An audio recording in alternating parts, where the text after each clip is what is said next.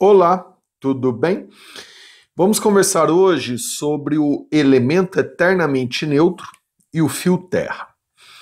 Elemento eternamente neutro é um corpo em que, mesmo ele recebendo carga elétrica ou liberando carga elétrica, ele continua neutro.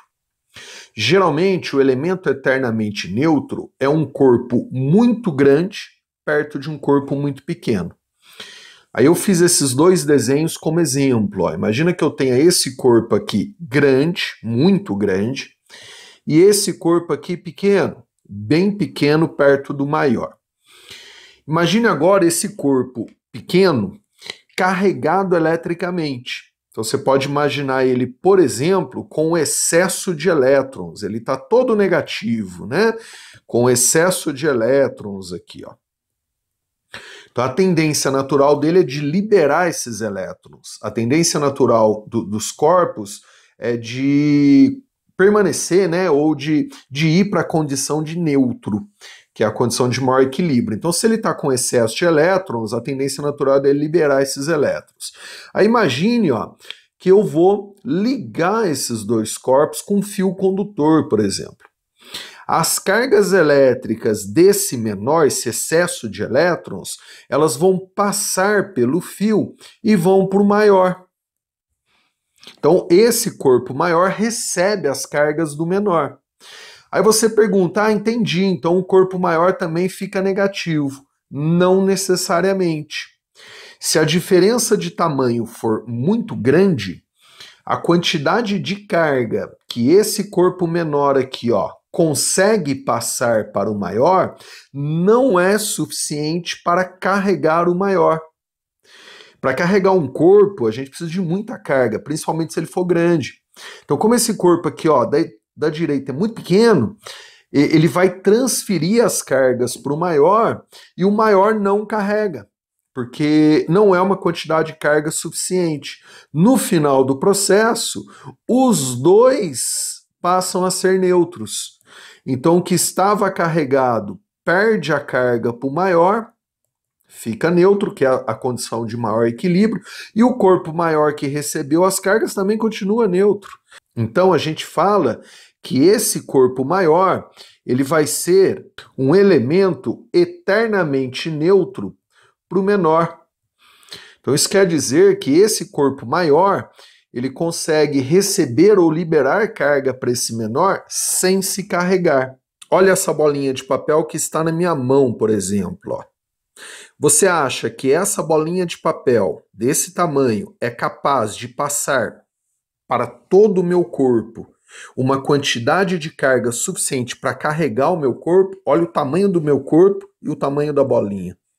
Então, mesmo se essa bolinha estiver carregada eletricamente e ela trocar carga com o meu corpo, como ela é muito pequena, perto, né, se comparado ao meu corpo, ela não consegue carregar o meu corpo. Se eu receber elétrons dela, por exemplo, esses elétrons vão se diluir pelo meu corpo e eu não fico carregado. Então, eu, para a bolinha, passo a ser um elemento eternamente neutro. Considerando os corpos que ficam ao redor da Terra, incluindo as nuvens, tá? A Terra vai sempre funcionar como eternamente neutro, por conta de tamanho, né? Imagina o tamanho do planeta Terra, imagina a quantidade de carga elétrica necessária para deixar um planeta como a Terra carregado eletricamente. Você acha que um ser humano, uma nuvem, vai conseguir, né, trocar com a Terra uma quantidade de carga suficiente para carregar a Terra? Então, para os corpos que estão na superfície da Terra, a Terra ela vai sempre funcionar como elemento eternamente neutro. E aqui entra o famoso fio terra. O símbolo do fio terra é esse aqui, tá? Então, nos circuitos, tá? Nos projetos, apareceu esse símbolo aqui, quer dizer fio terra. Fio terra nada mais é do que um fio ligado na Terra, devido à Terra ser um elemento eternamente neutro para todo mundo. E para que serve o fio terra? Ele serve para manter o corpo descarregado. Como assim? Imagina que esse corpo aqui, ó, esteja com excesso de elétrons. Então a tendência natural desse corpo, a vontade desse corpo é de liberar esse excesso de elétrons para ficar neutro.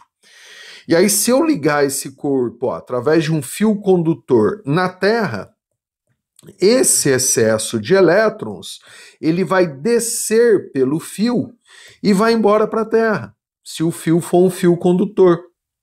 A Terra não fica carregada, porque é uma quantidade de carga insuficiente para carregar a Terra, e no final do processo, como esse corpo perdeu as cargas que estavam em excesso, ele passa a ser neutro. Então o fio terra ele serve sempre para manter um corpo descarregado eletricamente. O mesmo ocorreria se o corpo fosse positivo. Quando um corpo está positivo, não se esqueça, ele está com falta de elétrons, ele tem mais prótons do que elétrons. Então a tendência natural desse corpo é de puxar elétron para se neutralizar. A vontade de todos os corpos é ficar neutro, né? Então aí nesse caso ele vai puxar da Terra os elétrons, as cargas elétricas negativas que estão faltando. A Terra não fica carregada, ela é muito grande, e aí os elétrons que estão faltando sobem pelo fio terra, que está ligado na Terra. No final do processo, a Terra não muda sua carga, ela é muito grande, perde esse corpo, e o corpo também passa a ser neutro. Então, sempre que você tem o fio terra, a intenção é neutralizar o corpo, ou mantê-lo neutro. Nas tomadas residenciais, o fio terra é sempre o buraquinho do meio da tomada, esse buraquinho do meio aqui, ó. Esse pino do meio aqui da tomada, ó, ele que é o fio terra. Se você desmontar a tomada, vai ser esse fio verde aqui, ó. Inclusive a cor verde, né, para o fio terra é meio que um padrão internacional, né? Se você desmontar as tomadas, o verde é sempre o fio terra. Esse fio verde aqui, ó, de dentro da tomada, que é esse do meio, né? Ele está ligado geralmente numa barra de cobre enterrada embaixo do prédio, por exemplo, que é o aterramento. E aí ele serve para manter os equipamentos sempre neutros, para não deixar acumular cargas elétricas em locais dos equipamentos, do computador, por exemplo, que não deve. Então aí ele mantém, né, o perfeito funcionamento dos equipamentos. Legal? Espero que você tenha curtido essa aula. Um abraço, bons estudos e até as próximas.